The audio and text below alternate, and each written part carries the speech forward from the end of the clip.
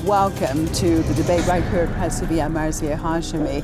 Well, would a thief steal right in front of the police? Would a murderer kill someone in front of a judge and expect to get away with it?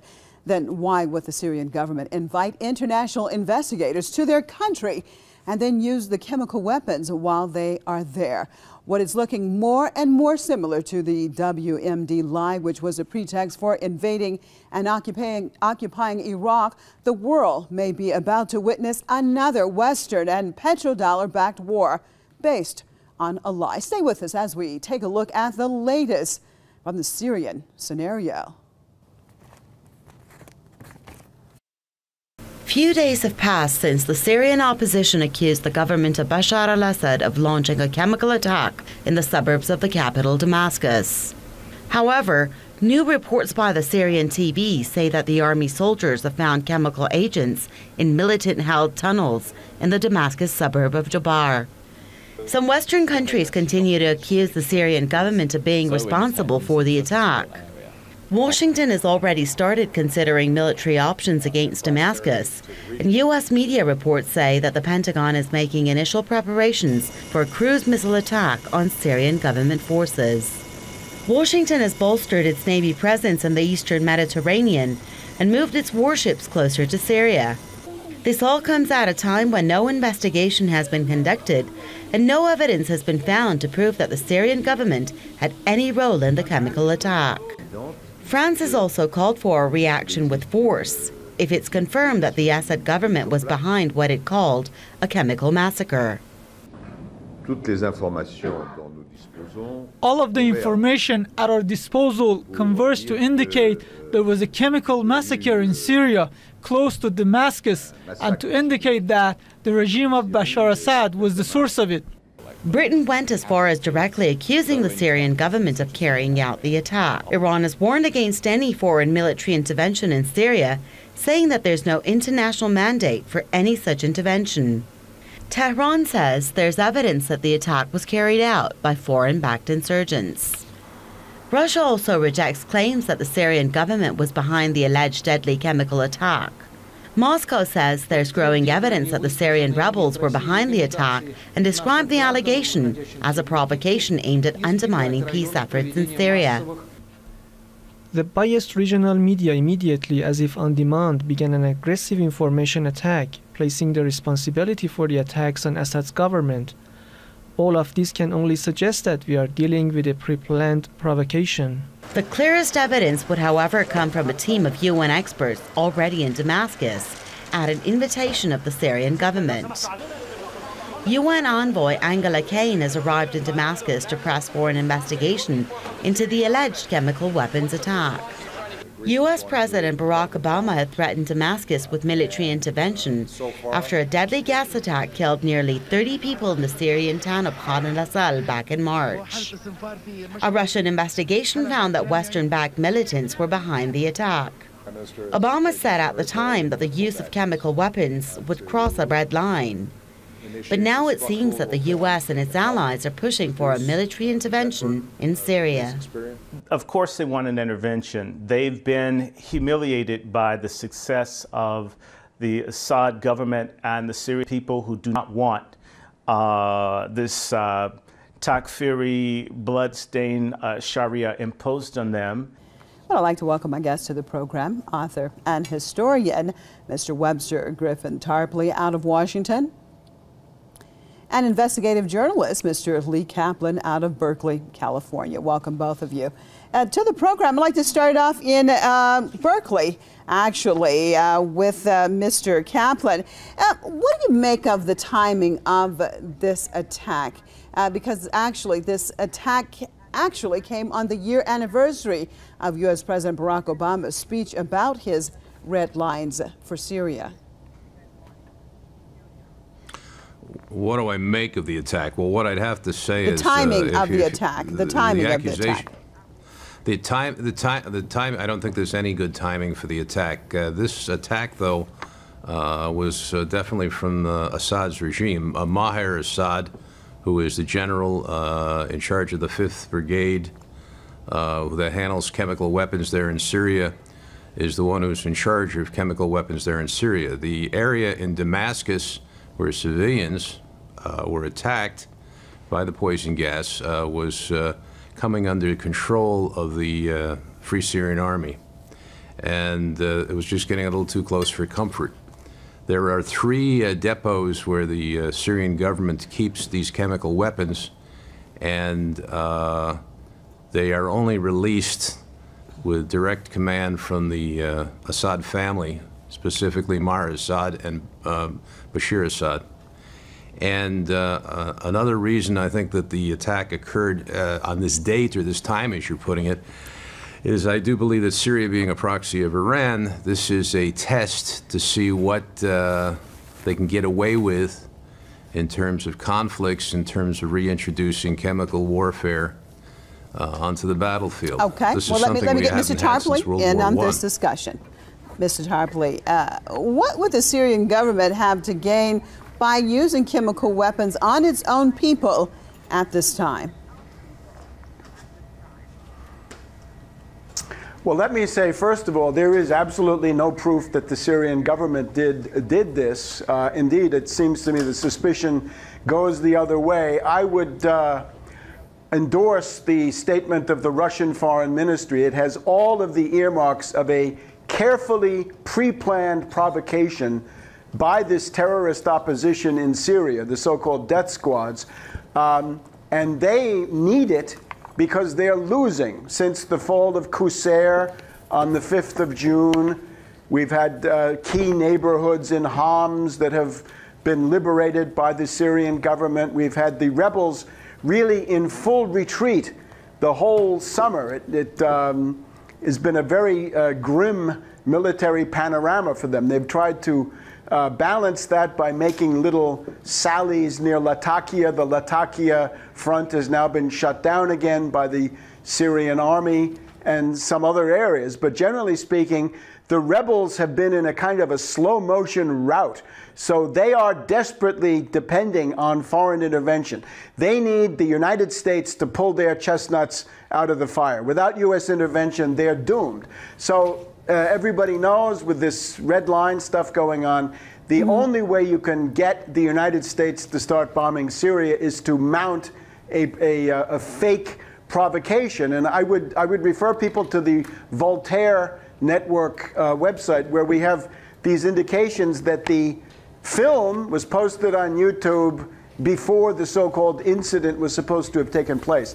And if you look at the internal evidence in these films, you'll see that there are many things that seem strange. For example, some of the victims don't show the symptoms of sarin poisoning. I won't go into this now because it's quite graphic.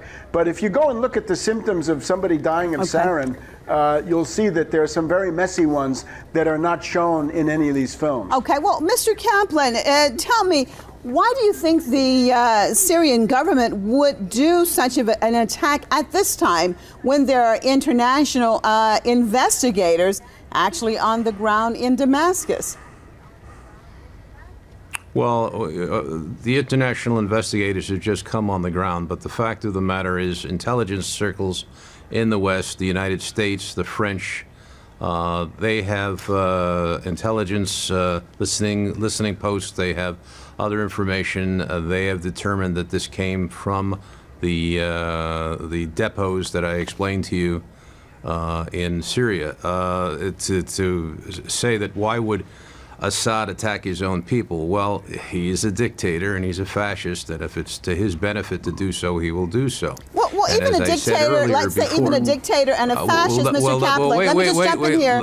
Even a dictator or a fascist, as you said, we would think that there would be a certain amount of logic behind that, that if you want to do something, you wouldn't do it in front of international observers. Well, again, I'm trying to explain to you, you interrupted me there. The United States and the Jordanians have troops massed on the Syrian border who are anti-Assad forces, Syrians who have been trained, who are ready to go in and fight on the ground, boots on the ground. And one of the ideas behind dispensing a certain amount of this poison gas weapons is to frighten the West from taking some kind of an action. Because when you talk about using poison gas, you're talking about the most horrendous methods of killing people in warfare. I also stated earlier that the Iranians, who are using the Syrians and the Hezbollah as proxies, I think are also trying to introduce to the West the idea that they want to see if they can get away with using chemical weapons for the future. And actually, it's going to backfire on them. It's going to bring in the West and put a stop to them.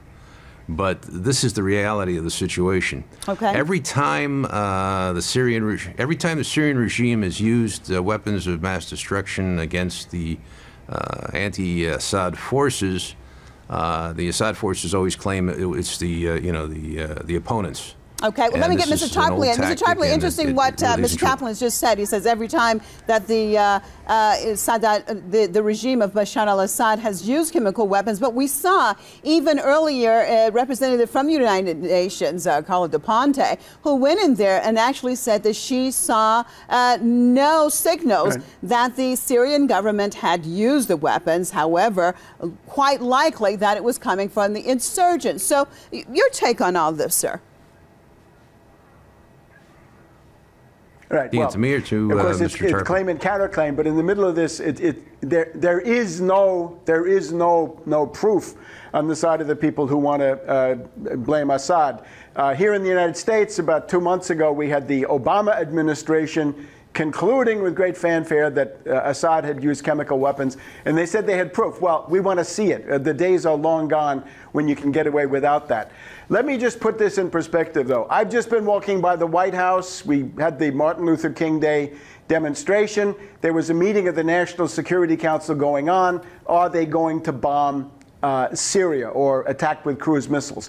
And they're talking about this, comparing it to the bombing of Serbia in 1999. And I would point out that there are big differences that people should watch out for. First of all, in 1999, you were dealing with a country, Yugoslavia, that was practically defenseless. In this case, Syria has advanced cruise missiles, advanced air defense systems.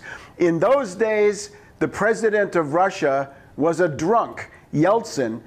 Today, it's Putin, a very astute and formidable figure. The latest I've heard is that Interfax is reporting that Russia will strengthen its Mediterranean squadron as an answer to Obama sending these 4 destroyers into the eastern Mediterranean. The other big difference is that today, the American people are sick and tired of war. In 1999, that was not yet the case. There was still some interest in foreign adventures. The other thing that Obama should remember is that today you have a Republican Party made up in effect of lunatics who are waiting for their chance to impeach him.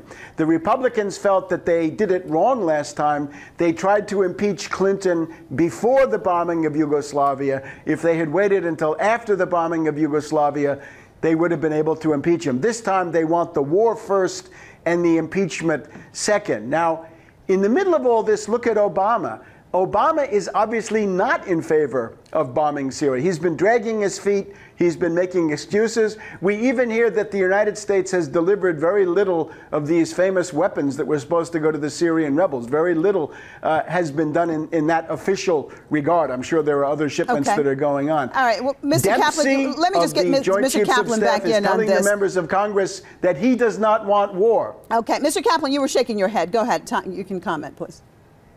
Mr. Tarpley doesn't have all his facts straight. As far as the Russians go, the Russians don't want to get a dog into this fight. They've already withdrawn their naval base. They've already withdrawn from Latakia. They've taken their forces out of the area. The only thing to the benefit of the Russians was the financial gain they had from selling weapons to the Syrian regime, but they don't want to go up against the United States, and they don't want to go to war. So that's one fallacy he has there. Another one is, yes, President Obama says he doesn't want to get the United States involved in another war. That's not something that's unreasonable. The fact of the matter is we've We've been fighting in Iraq, we've been fighting in Afghanistan, and the American population is war-weary. What we are doing is we're training Jordanian and Syrian special forces, as I said, on the Syrian frontier, and these will be the forces to go on the ground. Now, as far as Russian naval ships go in the Mediterranean, it's irrelevant at this point. We don't even need the U.S. Navy in the Mediterranean. We have air capabilities, cruise missiles. We have plenty of air bases all over the Middle East and Europe that we can put together a no-fly zone. And those 3 depots where Maher al-Assad, Bashir Assad's brother, keeps those chemical weapons that they are using against their own people can be destroyed. And it's a question of whether the United States, and I'm not taking a position either way at this point, but it's a question if the United States will have the resolve to respect human life and put a stop to that. Okay. The introduction of poison gas,